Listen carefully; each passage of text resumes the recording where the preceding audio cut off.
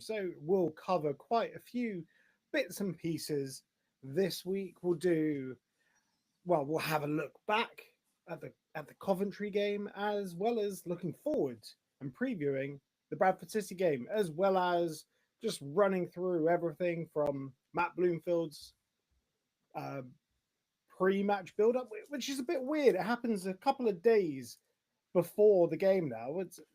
It's got me all discombobulated. But with me, to be completely bobulated, it's my co-host, it's Mark Ryman. How are we getting on, Mark? Always populated, you know me. Yeah, I'm good. Let's see how life goes. Yeah, it's getting earlier and earlier though. I agree with you on that. It's definitely through me when we ended up getting the Peterborough pre-match on something like a Wednesday before a Saturday game. I was all over the place with that. But yeah, a fair bit to go over from Tuesday's game. I don't know how much it really tells us, but some positives definitely. And then it's going to be a tough trip, isn't it? But up to the valley, but it'll be a good day, and it's a 3 p.m. kickoff, first of the season. Yeah. Well, I think there'll be quite a few 3 p.m. kickoffs this season, away from the dazzling lights of Sky Sports and the Championship and the Premier League. I'm sort of on the fence about this one. People are calling it like our first big challenge. But when you look at it, we played Wimbledon, who had just come up, and we played Bradford City, we're playing Bradford City, who had just come up as well, and Peterborough, who we both predicted in our pre-season predictions. It's not in the description, but you can find it on our channel. We both predicted Peterborough to be struggling this year. I actually predicted Peterborough to go down. So Yeah. it's one of those where I don't know how much we'll learn about the team from this one. Well, I would say that maybe the difference here compared to say Peterborough in the last league away game is that they've got some momentum. They've got 4 points from the first two games. We know, don't we, as Luton fans, that this league is possible to go through. We don't tend to spend long in League One either. I'm not suggesting that Bradford are going to go up, by the way, but you can carry momentum on a little bit easier than when you're promoted up to the Championship, usually. And, Graham Alexander's got them very, very tough to beat.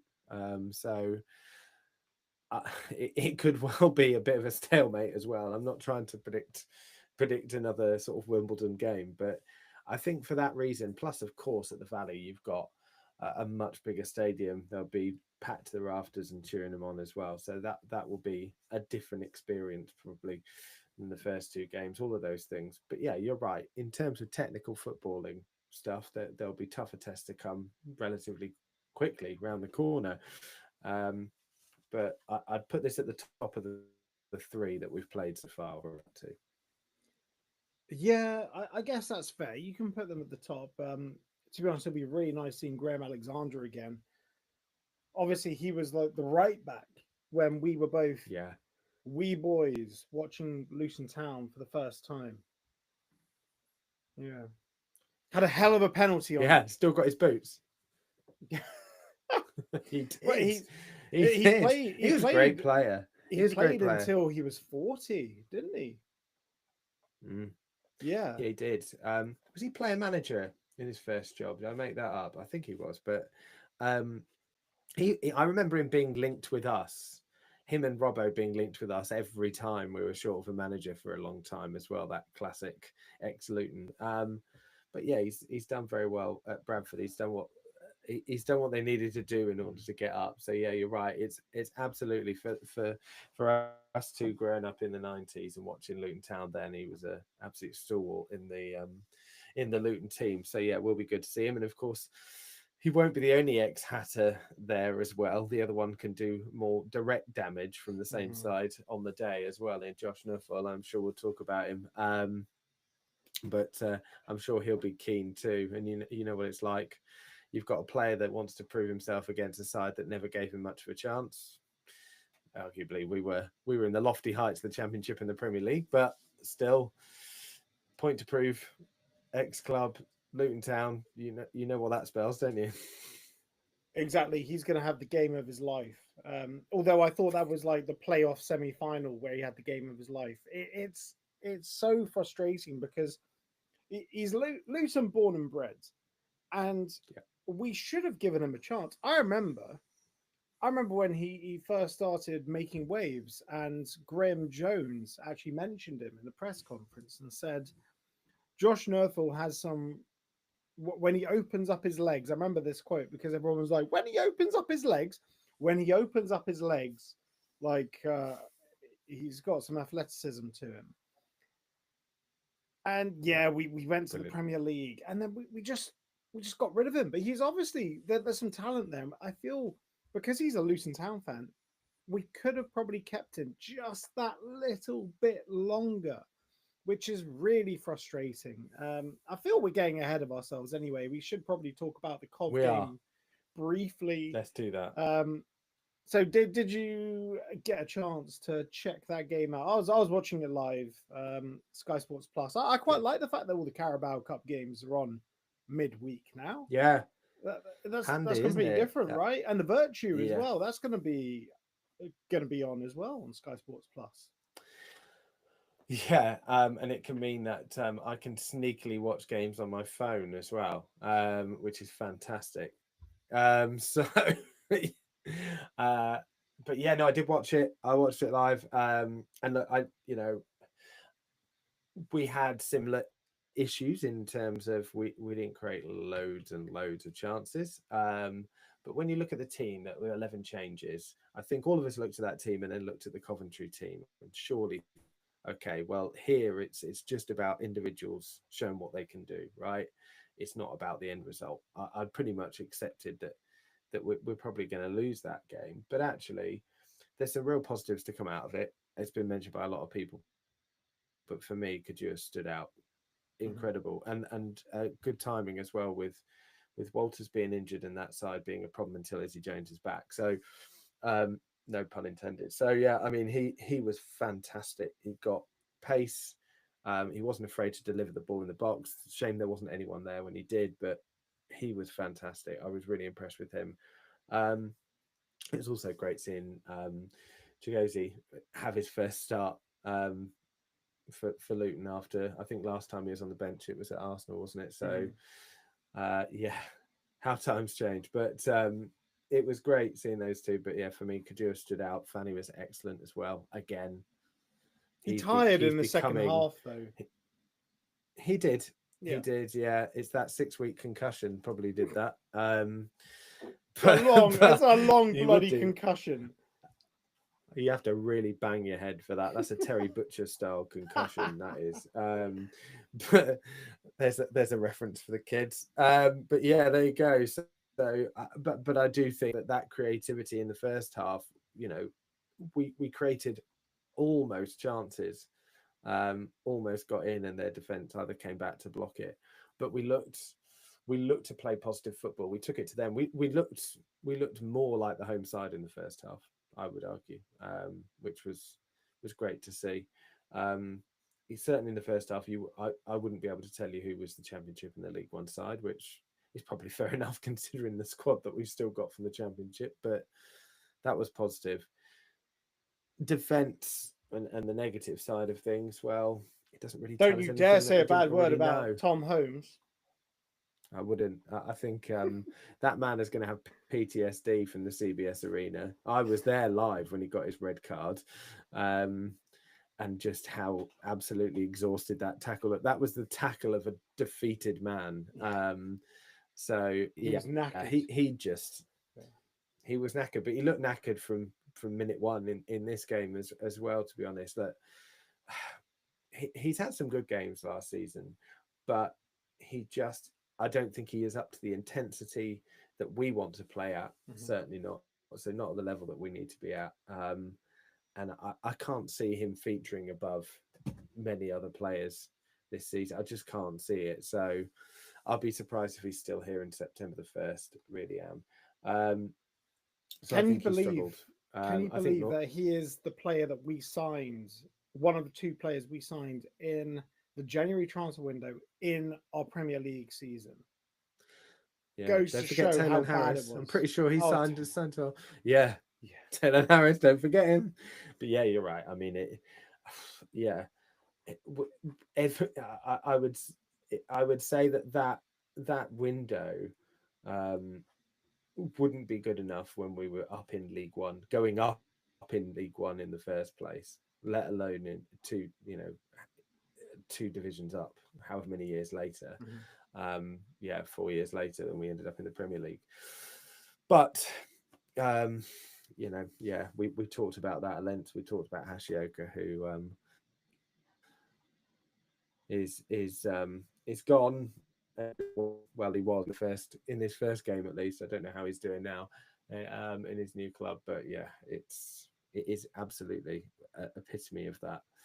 Um, but I wonder if Reading want him back because Well, he's yeah, a we veritable legend, I isn't just he, at I Reading? can't see a future. Yeah, it. Well, I mean, Yeah. yeah, they like him or they liked him. But I think even they questioned at the time about him stepping up, 2 levels to the Premier League, let alone the one. So anyway, yeah, poor game Yeah. Oh, we for said me. Um, we're two transfer windows away from relegation, and I'd say the window before the Premier League was all right, but the January window in the Premier League was abysmal, and then the summer window after that was also abysmal. So those were the two windows, and we tried to rectify it in January, compounded by having a completely incompetent manager. It was just good night, sweetheart, wasn't it? hmm. Yeah. It was, yeah. I think I think the last January window was quite good, but like you said, the damage is pretty much already done Mm. by that point, wasn't it? You know, we'd have had players like Millie Ali and Tello Asgard from the start of the season. Then, well, things probably would have been different. But hey ho, um, I think in terms of this game, though, it has showed that those signings that we brought in are worth getting excited about. For Yeah. me, Longwyke, however you say his name, the 9 foot giant, Virgil van Dijk, essentially. I just love him. I know that he didn't play the full game, but he just commands the area so well. And as I said, Kajua looked good. I thought Bramwell looked okay. Yeah, here's one for you So from Stackers91. Good evening to everyone in the chat. Thank you very much for joining us. So Stackers91 asked, what were your thoughts on Cohen Bramall? yeah, I thought it's okay. I was texting you during the game. I thought definitely rusty. It's clear he hasn't had a pre-season, but he got forward really well, and he can put a decent ball in as well. Defensively got caught out a couple of times, but then who didn't down that side particularly? I mean, McGuinness got caught out a few times as well because he's also rusty. I think that will come, but it's Yeah, I, that was the goal I'm where feeling Holmes and yeah, McGuinness just that's like right. got slurped in. Yeah, yeah, that both of them, and I think you can kind of half forgive McGuinness because you know that he can be a lot better than that. Whereas Holmes, that seems to be the norm, or at least has been. But anyway, yeah, no, Bramwell I thought was promising. For me though, he's still a way off starting in a league game. He still looks rusty. I think he still needs a few sub appearances / possibly the virtue when it comes up next one. So Yeah. yeah, but some real positives there. Well, it's week 2 of pre-season for Cohen Bramall. I was very impressed with him. I think he has a great dead ball delivery. He whipped in a very dangerous corner. No one could, we just couldn't turn it in. Um, I mentioned it in my post match. I found Corley Woodrow kept getting in his way because we're playing this sort of spearhead forward line where we have in that game we had Nordas and then we had Fanny and Woodrow playing off him, and Woodrow just in the left half space just kept he'd play these intricate little balls, pass it off to Bramall, pass it anyway, and all of a sudden he'd make a run and he'd run into the space that Cohen Bramall was going to run into, virtually just slamming you know, an exit route for Cohen Bramall. And Yeah. it's just so frustrating that he lacks the because Corley Woodrow obviously he has football intelligence. Not a good striker, but he's quite a footballing is a lot of intelligence in a football way. You know, some of his passes are all right. I think he had one pass through the lines, um, which I think Kajua Yeah, maybe had a chance, or Fanny had a chance from that. But ultimately, he hasn't got the yeah. I think it legs was to Fanny, the one that got get blocked. out the way. Yeah, Yeah. yeah. Yeah, his positioning has been funny. I mean, you could half say, well, he's not been in the team that much, and these players haven't played together. But yeah, I agree. What were your thoughts on Nordas? Because it seems to, looking online after the game, I'll say what I thought about him in a bit, but it very much splits the crowd. Lots of people said he was absolutely useless, and a few people jump into his defence. What were your thoughts about Nordas's performance when he was on the pitch? He looked rusty. He looked like he hasn't played a lot of football at a certain level. I don't think he was bad at all.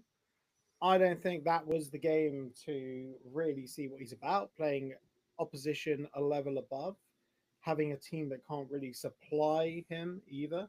I felt he received the ball with his back to goal incredibly well. The ball stuck to him.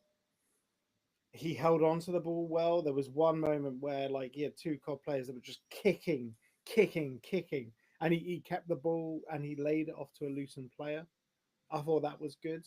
There were signs. There were signs that he's good. He's still young, isn't he? What? How old is he? Like 23? He's young, early Yeah, 20s, 21, 22, I think. yeah. Yeah, There's a I get what you're chance for saying. him, but I feel he should definitely be on the bench to get some game time rather than if you're only going to have one striker on the bench until we potentially sign someone else, it has to be Nordas over Corley Woodrow. Because if Woodrow is down as a 10, we have plenty of 10s. If you're going to play Corley Woodrow as a striker, then that's fine. But I'd still have Nordas who has pace and power and is more direct. Like from what I saw in the preseason against Boreham Wood, he gets the ball. Yeah, he couldn't finish, but that was the first game of preseason. Gets the ball, he goes directly for goal. Corley Woodrow, he's always looking to Yeah, bounce the ball out the box, and that is really frustrating. Like Corley, just turn on the ball and run a goal, have a shot. Apparently, you're the best finisher at the club. Have a go. Whereas Nordas, yeah, he'll take the ball and drag the team upfield. yeah. I mean, my just to sort of not counter it really, but just another thought on it. I think my biggest issue isn't really with him, as you say, he's young, etc. The price tag isn't his fault, but a lot of people are citing that, which is fair enough. You pay that money for someone you expect better. Um, it's more that I don't see how he will fit in anywhere within the side as it stands. I don't see how he can help to improve Luton this season in a side that needs to go up. We're going to have to be quite ruthless about this. It also demonstrates how desperately we needed and possibly still need another striker, but it depends on the situation with Jacob Brown. But yes, he held the ball up well. He often then lost it again for me. I know there was a couple of layoffs, but he did. Um, and he needs to work on his positioning and his running a lot better. Clearly, like you You say, get it that with looked game time. rusty. Um, yeah, you do get that with game time. That's the old adage, isn't it? And he hasn't been given a huge amount of minutes. I'm still not convinced when I've seen him that I'm going to see him hit the back of the net. It's lots of people were saying online, well, Jerry Yates didn't touch the ball. Well, he would have had a one-on-one with the goalkeeper if the Mm. referee hadn't intervened. So, which, okay, who knows what he would have done with it, but a player of his caliber you'd think would hopefully make the right decision there. But so it's a difficult one with him. We've got the Virtue Cup. Is he gonna want to stay at Luton as well? Is another matter there, because for me, if Jacob Brown's fit, he goes down the pecking order again. And while you're right, he offers something different, unlike Corley Woodrow, and we've got that position sorted. You'd play Jordan Clark in that position over Woodrow. For me, you play Jacob Brown in that position over Woodrow. You play Fanny, even though I wouldn't want to play Fanny as a 10, but you play all of those players above Woodrow for me in that system. So I don't see where he fits in. At least Nordas offers that until maybe Elijah is fit again. So yeah, Well, that's my issue with it. Is there's a where that question works. there from from Matthew Byro. How would you rank Wells, Yates, Brown, and Woodrow, and Nordas, assuming they're all What? fit? Yeah. Different players. I think Naki Wells so far has been the most impressive Mhm. because we've seen him the most as well. But Naki Wells looks like he's got an eye for goal. The calmness in which he dealt with that second goal in against Peterborough. Yes, it was a massive gaff by their keeper, but he did brilliantly well. Not to just to have the foresight to win it back, but also unlike what Carlton or Eli would have done last year, they'd have snatched the shot and maybe missed Mhm. it afterwards. He didn't do that. He calmly laid it off to Clicker. I think for me, Wells. Um, Yates is really hard to judge, isn't it? I think at the moment we've not seen him enough, but I like the look of them both on the pitch in the second half against Peterborough. So I'd probably they've got to be up there for me the first two, and then I'd put Jacob Brown there, then Nordas, and then Woodrow after that for me. Yeah. Well, you can see generally Yeah, it's thought that Yates is our best striker. Obviously, when fully fit. on paper, Yeah, at this yeah, level, he's very good at 100. this level. I hope he can find those levels. That lack of advantage that wasn't played against Cov was very frustrating because he was clean through, and obviously Bloomfield was proper pissed off about that, which was to be expected.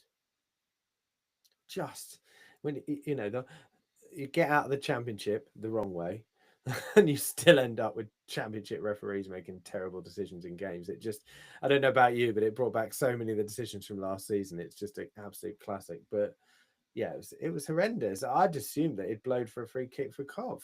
I just, Yeah, again, watching it sneakily on my phone, so volume turned down, I'd just gone up. I don't know. I did see the foul, but there must be a foul. And then obviously see the Luton players, you know, surround the referee. Yeah, ridiculous. But I think Yates will come good. I was very excited about that signing. We know what his numbers are like at this level, so yeah, he is our best striker on paper. From what I've seen so far, though, I've been really impressed with Wells as well. So yeah, those two, and then probably Brown when he's fit, if well, he's fit. here's a question. Well, I don't think it's a question, more of a statement. We need another 10 more than a striker. But that's the position that Corley Woodrow is going to be playing. Like, if we were to bring in another 10, we're not even playing with 10s. We sort of play with, Oh, well, I guess, two 10s, but they're wide 10s, like the two players that play off the striker. mm, Like last game, we had, not last game, against the Posh, we had Yates, then Clark and Wells sort of playing in behind, and they both obviously combined for the second goal. It's it's an interesting one. I just feel like a 10, whoever we sign, like it just pushes Clark out the team or it pushes Wells out the team, yeah. and it means we This is the can't play with out and out strikers other than yeah. Yates. This is the problem, isn't it? I completely agree. We're so stacked in midfield, and if we're not going to play as many in midfield, then I don't know who comes out. But I get the logic in the fact that we've seen for a couple of games that link up play has been where we've struggled in parts of games throughout the Wimbledon game in the first half against Peterborough. We haven't had that link up play, and then Clark dropped a little bit deeper. Naismith got a little bit further forward against Peterborough, and that link up suddenly started to click, and it really worked. So I get the logic behind that point, but like you, I don't see us playing that system that suits a specific 10 completely, um, and secondly, who comes out? There's competition, and then there's this. So you know, I texted you during the Coventry game. I was like, we have got to find a way to get this player. Or the two players I mentioned was Lamine Fanny. This was in the Mhm. first half, and Kadua in the team. We have got to find a way to get them in the team. But then who comes out? So that's going to be the problem with that. But yeah, like I said, I get the logic. Yeah, well, Fanny here, like, I believe Fanny has to play. He has to fit into the team. Matthew here puts a question: what is an offer we can't refuse for Fanny? Like, I don't see any massive fees coming in for him because he's barely played any football for us. But maybe in January, you never know. Mm. There was rumours around Stoke and indeed Coventry So it didn't help that he played so well in the first half at the CBS or whatever it's called now. Um, it's really difficult to say in this league. You could be pretty hopeful that there's no relegation clauses in contracts, considering he joined us in the summer. Um, he didn't actually Yeah, play relegate. until January, but When we were you'd negotiating hope. that, there was no thought, no thought that we were getting Well, relegated. no. So you'd hope at least that's the case, and then secure him. I mean, it's difficult, really. I think that we can afford to see off any bids. We're not going to get, like you say, we're not going to get stupid bids in for him that an offers we can't refuse. And for me, that's in the, the more than 5 million plus range. We're not going to get those bids in for a player that's barely played. I don't think. It's just So, reputation like and you say, YouTube compilations at this point, isn't it? yeah, that's a lot of money for a YouTube compilation. And of course, the chance. I mean, you are paying for the banter that comes with having a player called Fanny in your team as well. That's gotta help sell tickets. Yeah, there's some fun ones against Peterborough, definitely. Which Lamine Fanny indeed clipped up and put it on his own Instagram or TikTok account, which I thought was hilarious. Anyway, so I don't think we should. I mean, it's Ali, the one that will get the biggest bids in for, I assume, out of the ones that we want to keep at least. Well, probably out of anybody. But you would hope that as long as the players want to stay, or the players are happy to stay at Luton, that we can see off bids at this point for those two, particularly for Fanny. Yeah, I don't want to see him go. I do want to see him play more, but I reckon if once he's up to fitness, he plays. He plays like easy as Who comes he out? must play. Well, Baptiste is going to be injured, so that sort of ties itself off nicely, doesn't it? Oh, that old chestnut. Or simply you play He's two looked up good. top. You stop playing wide men. You stop playing like two wide tens, and you play Wells and Yates up top. Clark drops out and you swap out because there's going to be a lot of football.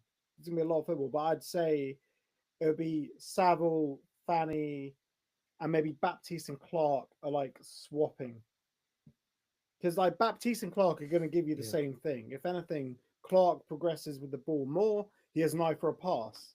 So that would be, if we were going to by some miracle play a 4-3-3, which is never going to happen, then that would be my midfield three.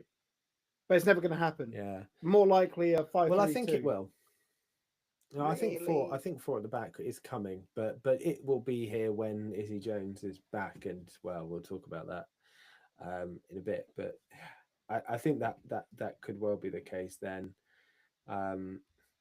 because as you say, there's lots of midfielders to get in that team otherwise, and it suits the players further up the pitch as well. I don't know. Maybe the Makosso suspension will kind of necessitate more of that kind of fluid back 4-5 system that we saw in the second half against Peterborough. So maybe that's the positive to come out of the next two games. Let's see, I suppose. Maybe. I guess we do have to see. Right, but it's probably a good time to move on to the Bradford match preview component. I'll pop up a couple of comments from T-Boys TV. Thanks for joining us, Tyler. Is this stream a weekly regular occurrence now? Yes, it is. So we're focusing on the Luton stuff now, and we thought it'd be a good shout just instead of like doing match previews because Tyler, you know how it is. Like the recording schedule is mad. It really is, especially with League One. You have double game weeks and all that, and me, Ryman, Phil, Wedge, we all have full-time jobs. We're all knackered all the time. That's just part and parcel of life. So we thought if we just did like one weekly live stream.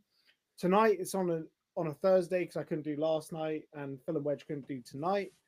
But we're going to endeavour to get them done Wednesdays, 9 p.m. I think that's going to be our thing, isn't it? Yeah, that's the plan. Yeah, bit more Luton content, bit more engagement from guys that join the stream as well. So we can have a proper chat, and then obviously our reflections on the Sunday night with the phone ins as well. So Mhm. yeah, tune in on Wednesdays. This is That's pretty the cool go-to though. day. I can throw up people's comments like this one. Great show, superb, knowledgeable Hatters content as always. Thank you, Stephen. Keep up the good work. P.S. Why is Mark's stream always blurred? That'll be Mark's internet right there. I live in the armpit of nowhere, and we've just invented the internet in Nottinghamshire here. Yeah, so apologies for that. It's not because like indecent exposure or anything. It's purely based on the internet. Yeah, you got color TV last week, which is pretty great. Um, right, we got a super chat. I'm not 100% sure how to get this one up on screen because it hasn't come through on the online studio. Burley, thank you very much for your super chats, mate. Really appreciate it. Um, he says we are 4 out of 5 games to see our best team. Four or five games away from seeing our best team. Yeah.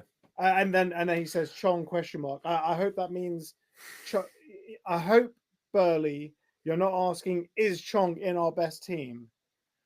No, Chong is not in our best team. I think we're 4 or 5 games away from seeing another haircut for Chong though. He's overdue. We may be. Yeah. Yeah. Are we? How far away are we from September the 1st? Because there's a lot of games coming thick and fast. Because that's going to be a factor as well, isn't it? But yeah, I get the point. But certainly, it's going to take a little while, as Matt's been saying in his post matches, from seeing what the best team is, and it's a good chance now to get as many minutes in people, particularly in the midfield, as possible. Well, Chong. I mean, we were going to talk about this anyway. I think Matt said in his presser for Bradford that Chong's back in. Is he back in full training now? Is back on the grass? Back on the grass, which means nothing. Which could mean he could be 2 months away. I love back on the grass. It's a classic. It's so vague. It's wonderfully vague. It's so vague. It's vague enough to give you some hope. But I have no hope with Chong because I feel Chong just doesn't want to be here. No. Look, he was signed. It was signed to join in the Premier League. He's done his career absolutely no favors. He's gutted. He left Birmingham, isn't he? He's got to be gutted. He'd be well in the money now with a new contract. But yeah, I agree. Look, we've talked about Chong to a blue in the face. He's one of those for me that it hasn't got the attitude. He hasn't got the attitude that we need at Luton. The attitude. You're talking about attitude. Look at this. Chong needs to prove to Luton fans he wants to stay. Oh. Do you think Chong has that in his locker? I doubt it.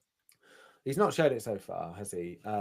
He's not showed it. He's not showed commitment within games either. It's not just his general attitude. It's within games he goes missing.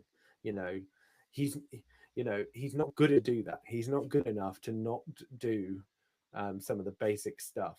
He's not good enough at the other end of the pitch to afford to do that, and he does that far too often.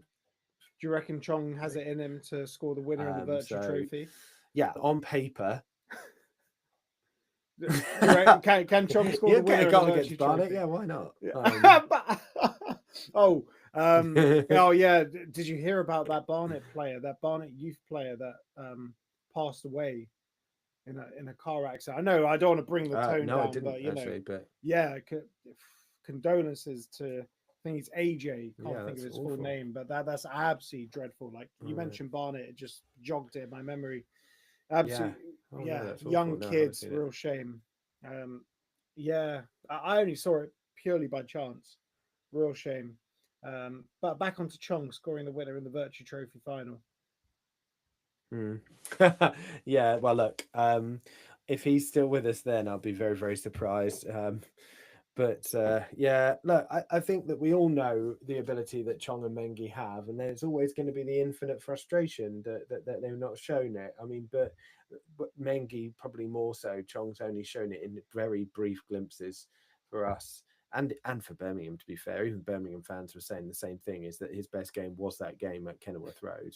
Even they were frustrated when he, that was the feedback when he came here. So. And there's always that, well, we know he could do it. Maybe now's the time he does it. And how long do you do that with a player that's probably on one of the biggest wages in the club? So I'll be very, very surprised if we're not actively trying to get rid. Probably hence the back on the grass of vagueness of the comment from Matt. But I certainly don't see him featuring anytime soon or anywhere near it. Yeah. Well, Mike's comment there that I just threw up on the screen. He has faith in people, but he's hoping. Well, he has faith that Chong and Mengi decide to get in gear this season. Yeah. Essentially, like it's their careers as well. You want to be seen as a team player, but you also want to be seen as a competent player. So they gotta Yeah. they got to push. They've really got to push. I love how this has just become Yeah. a chat session about Tahith Chong, and everyone's putting their 2 pence in now. I love this. This one from Burley. The thing is, Chong is direct. We don't have that creative play at the moment. Who knows if our call will change that? Do you reckon, Ryman? Do you think Chong's directness? Because I voiced my feelings about Tahith Chong before. Like I feel he does a lot of this. Like he sort of moves around really fast and makes it look like he's going to do something. Like the cone exercise that they do when they come out half time. Is that what you're trying to do? Yeah. He's forever. Like he's like, and then he runs and he sort of his hair kind of shakes as well, so it looks like he's traveling at real speed. And then in reality, he's just run forwards 10 yards and fallen over. I think the problem with Chong is that he's been worked out. To be perfectly honest, he was worked out quite quickly in the Premier League. He had a good spell actually after I think he'd come back from a slight injury, and he could find the back of the net. The one thing I'd say about Chong is that when he's put in front of goal, he generally does pretty well, and we don't tend to have players that can do that. The West Brom goal last season being the only one he scored. But when it comes to running at people, he runs at a defender, and as long as they are relatively strong, he will just fall over. And that runs a bit thin. You do that. I'm sorry, you do that in League One. We do it anywhere, but you do that in League One against some of the defenders there, you're getting put in the stands. It's not, and it's all Chong is all theory for me. It's all in theory. He just looks the part. He looks like he should be a bloody good player. Manchester United Youth Project. There were a load of fanfare on him when he was at Man U. There were lots of thought that he's going to break through to the first team.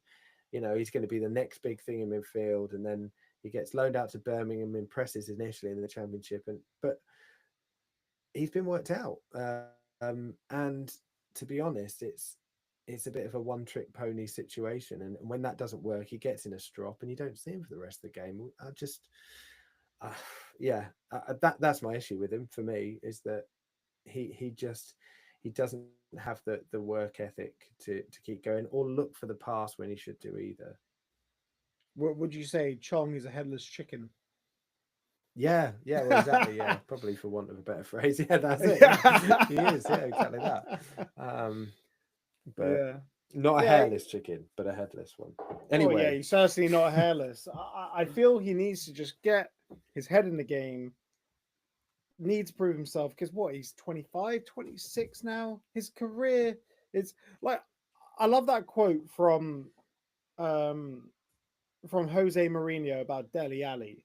If you remember from the Tottenham documentary where he said, yesterday, I'm going to do a Jose Mourinho accent. Yesterday, I was 21. Cancelled already.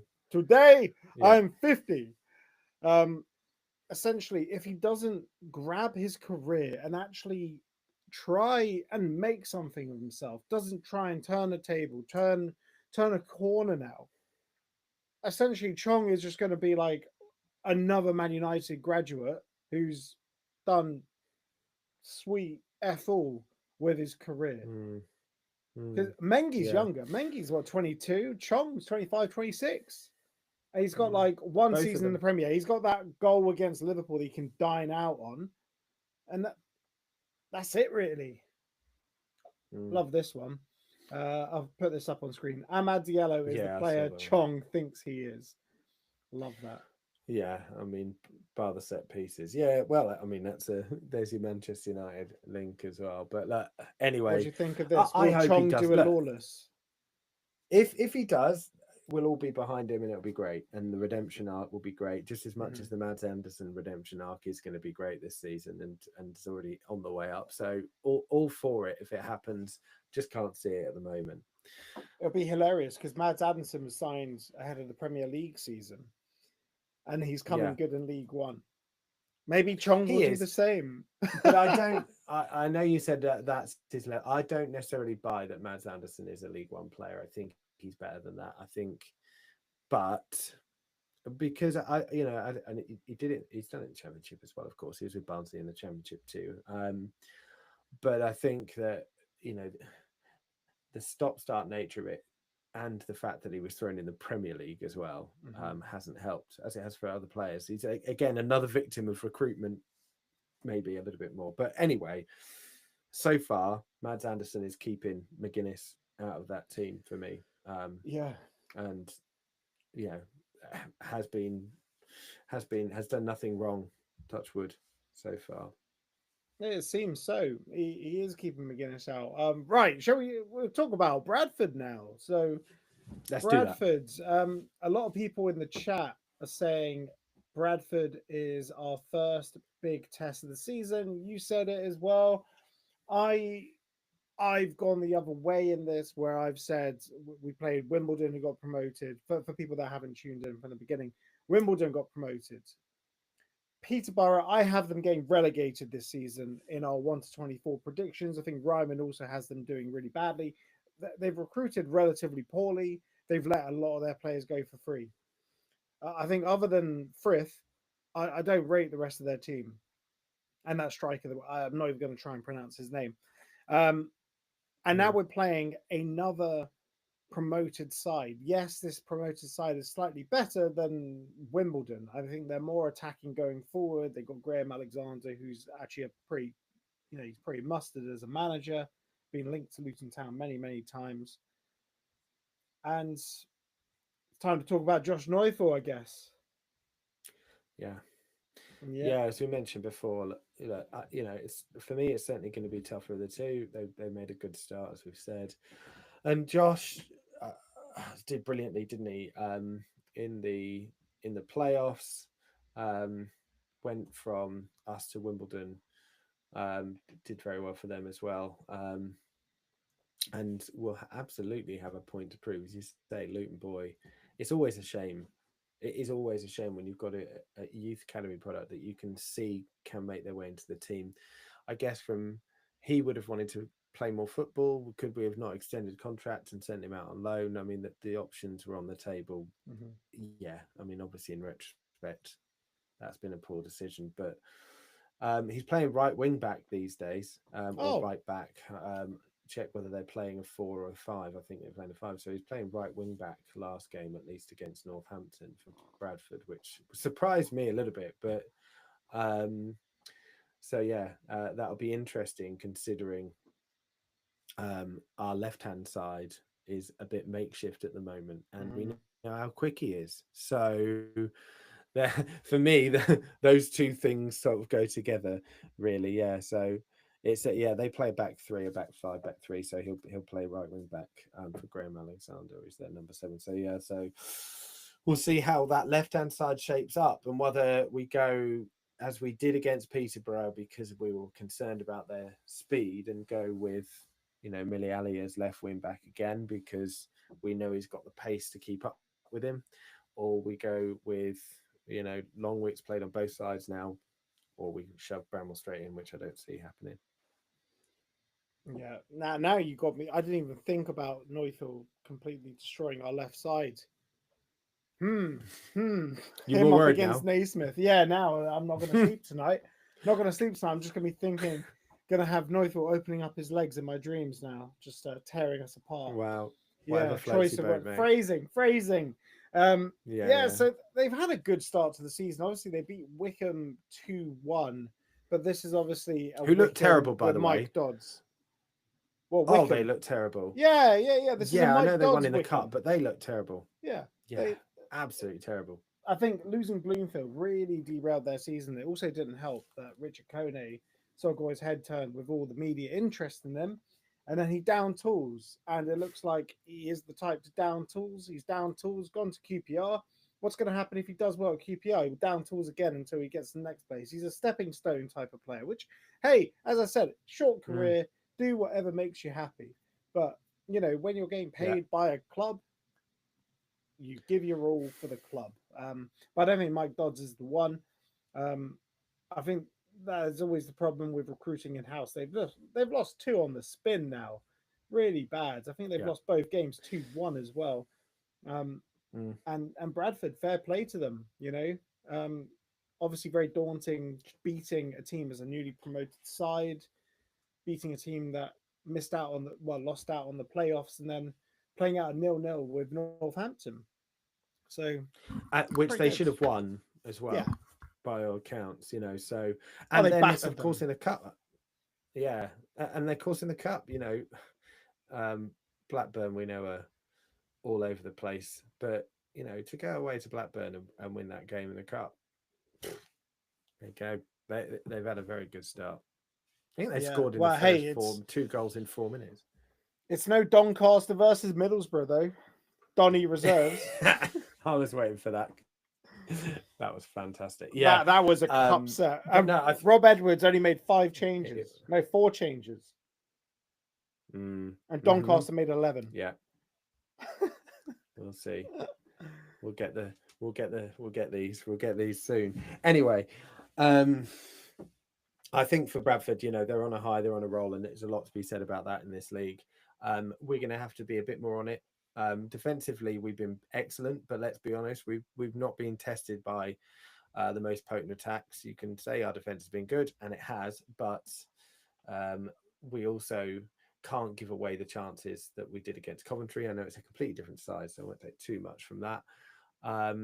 And yeah, I think we're going to have to be kind of, you know, more ruthless going forward. So what I hope to see is just the second half against Peterborough, you know, a little bit more. And start developing that a little bit more, a bit more confidence on the ball going forward, a bit more link-up play, getting the central defenders further up the pitch, all of those things, and getting the ball to Jerry Yates, and let's see what he can do, because I'm assuming both of those players, Nahki Wells and Jerry Yates, will both start together. I'm hoping they will. But yeah, we're just going to have to be on it. I would still predict us to win the game, but I think that we're gonna have to be a bit more ruthless. You'd hope, as you say, Jerry Yates and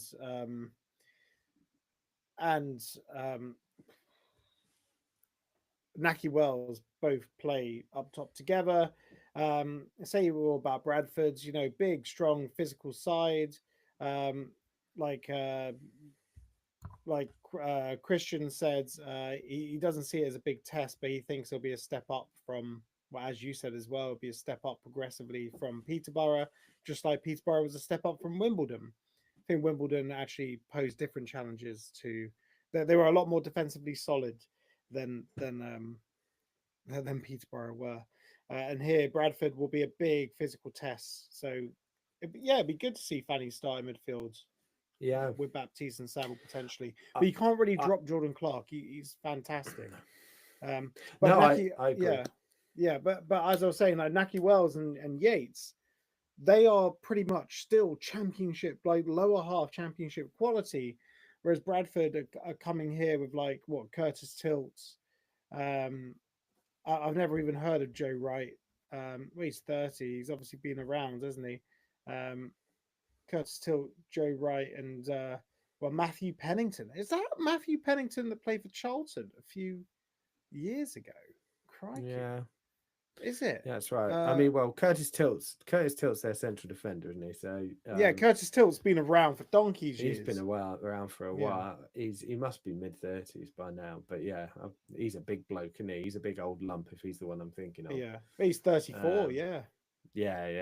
I'm not surprised at all. I mean, Max Power, he's been around for about 100 years as well, in their midfield. But yeah, you're right. We've got the players that should be able to find the back of the net. I'd like to see us take on shots a little bit more. I know quality of chances is important there as well, as Bloomfield talks about in his presser, but I'd like us to take on a few more shots. There were a couple of times where Jordan Clark against Peterborough just hesitated and passed the ball when he's 20, 25 yards out. Come on, Jordan, you can score those. At least test the keeper from there. Have a go. So all those things I kind of hope to see. But if we carry on the momentum from where we're at with Peterborough, and just on the point of Fanny starting with Baptiste, I think that will happen. Certainly I think Baptiste will start rather than Walsh. Although I think Walsh had a good game against Coventry. I thought he was pretty good. But I think Baptiste will start purely based on the fact that he barely, he was rested, so that makes more sense. And he had a good game against Posh as well, so I think they will. And despite his injury record, Baptiste is a big player, big bloke, isn't he? So he's pretty strong when he's got both of his knees. So yeah, I see that happening, and that'll help us drive forward. I really hope to see Kadura starting. I don't know whether he will, but I really would hope to see him start. Well, with Walters out, he kind of has to. Maybe play Kadura on the right, Ali on the left, and then that I think that's what will happen. Yeah, but I think that then really only works if you're playing a 4-5-1 potentially, which becomes a 4-3-3. No, I think it'll be 5 at the back. I know it will be. I'm fed up with flipping 5 at the back. There's still going to be 5. I think it will be. I think Longwick will come in for Makosso, and as you say, Kadura in for Walters in that side. And then obviously the other 2 central defenders stay as they were with Naismith and Anderson. But I think that's at least how he'll start it. Which is it's a bloody good team, isn't it? that is a good team. If we can keep that team, if you like, together for September the 1st, then I was not feeling negative about this season, but I just couldn't see us finishing above Stockport or Huddersfield with their depth, particularly Huddersfield in attack. But if we keep that team, then that changes things a bit for me. Yeah, everyone in the comments, give us your starting lineups, your 1 to 11s for this game. I'll chuck them up on the screen. I'm loving this, being able to chuck things up on screen. Normally we do this through Discord for the phone in element, but obviously this is not a phone in element, so it's great that we can just get comments and throw them up on the screen. Love to see them. Here's an interesting one. Maybe our shape and discipline will frustrate Bradford. Maybe. Yeah, Yates and Wells. Yates or Wells getting a jammy goal. How many more jammy goals can we get? Had an own goal, the jammiest own goal you ever see. That went on the underside of the bar in the first game. Had a back pass that was pretty much on target, and the keeper couldn't do anything about it. Although that keeper has priors. Always I give Wells some credit for that one, though. Oh, it was tremendous play from Wells. I'll give Wells some credit for that, especially as it was about a minute after he would been booked for standing in front of the keeper while he was trying to throw it out as well. Because if he'd have mistimed that, he'd have been off. But jammy goals luck is, but if you're giving away what is our XG we're giving away against at the moment, it's something like 0.2 something, nothing over 2 games, 0.03 I think against Wimbledon. It's crazily low. So if you're giving away next to nothing on that end, then things are more likely to happen, I guess, at the other end, because it suggests at least the ball is in the right areas of the pitch. So you keep it that way, then at this level as well, defenders and keepers are gonna mess up occasionally. So look, I think it will be a fight, a bit of a fight. I think they've had the most yellow cards of any team in any of the leagues that have kicked off so far as well. So let's just hope we don't get any injuries straight away. I can't remember how we have the squad for it, though. I saw it. I just saw it when I was online. It was crazy. They've got something like 7 or 6 or 7 yellow cards already in 2 games. Oh, yikes!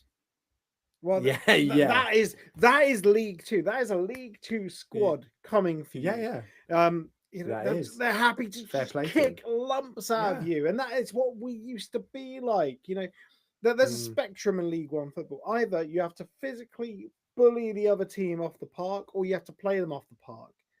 you can be in the middle ground, Yeah. but ultimately you have to be able to create, and that is the issue. But yeah, like look, I'm happy with I'm happy if we just get sweaty wins all season. Wow, there are a lot of comments coming in here.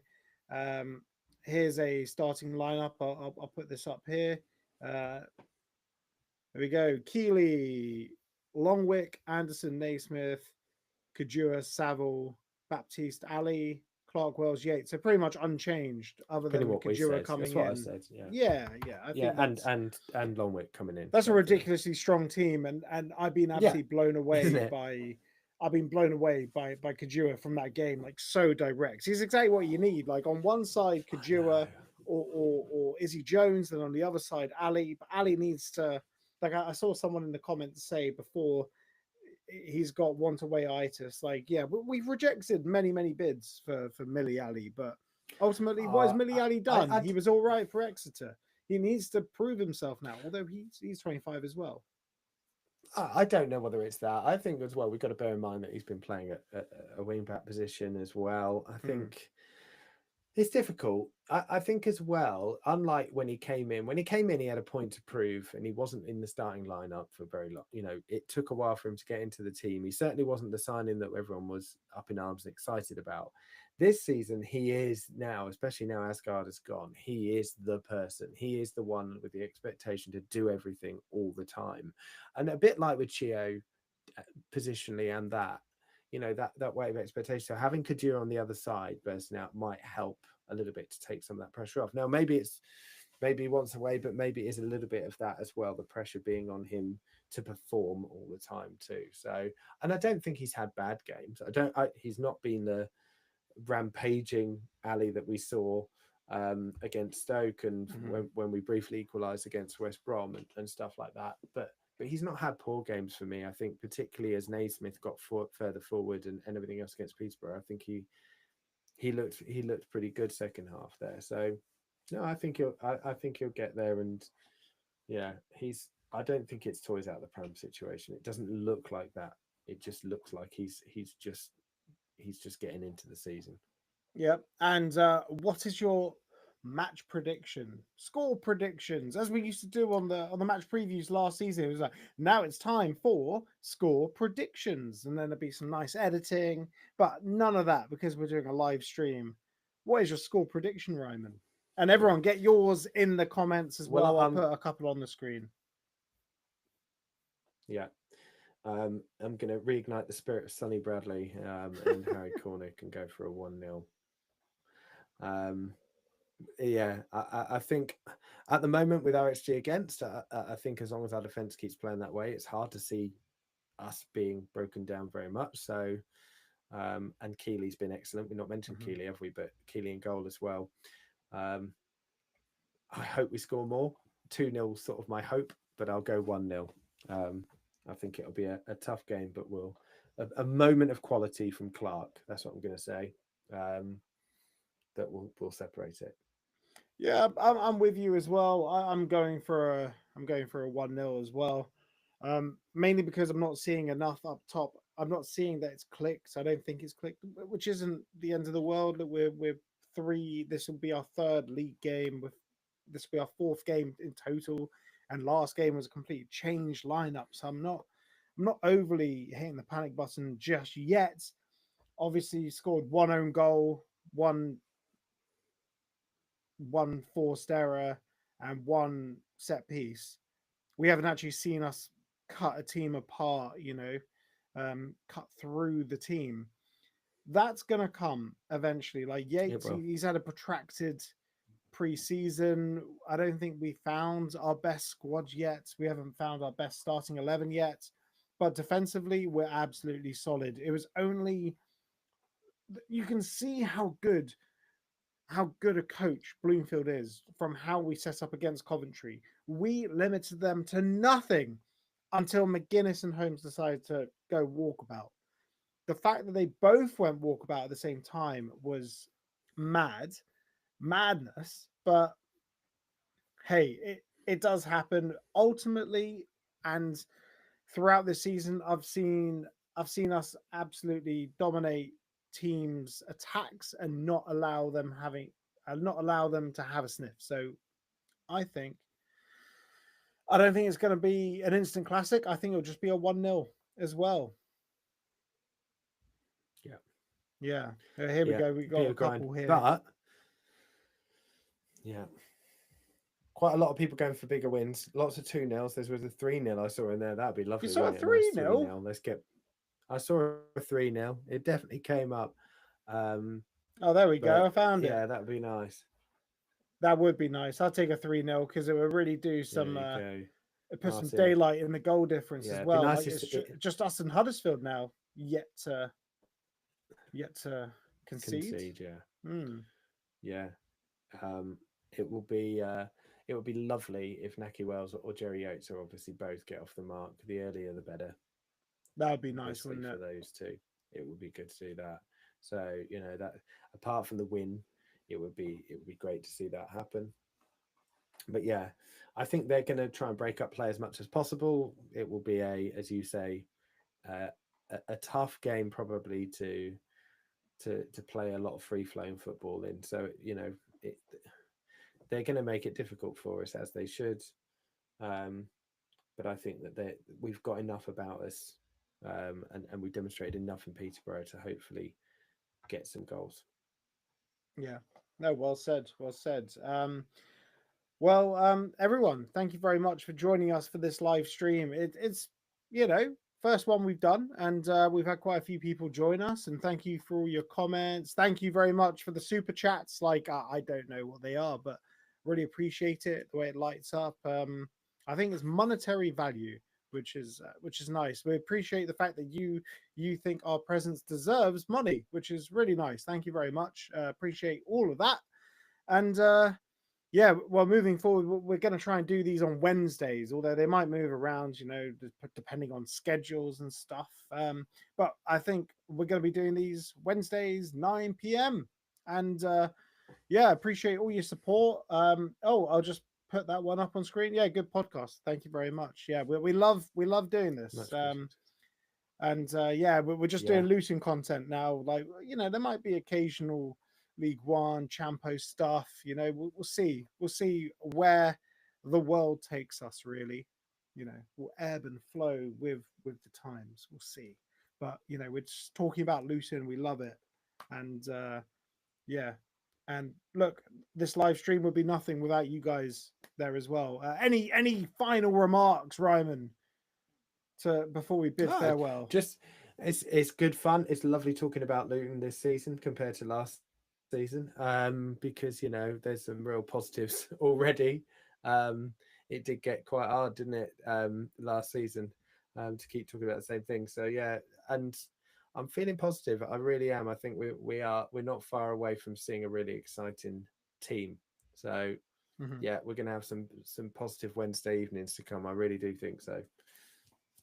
Yeah, the feel-good factor's definitely returned, and the new season has returned. Well, I can't really use that sign off because we're like this will be our fourth game of the season. But everyone, take care, and most importantly, as always, come on, you Hatters.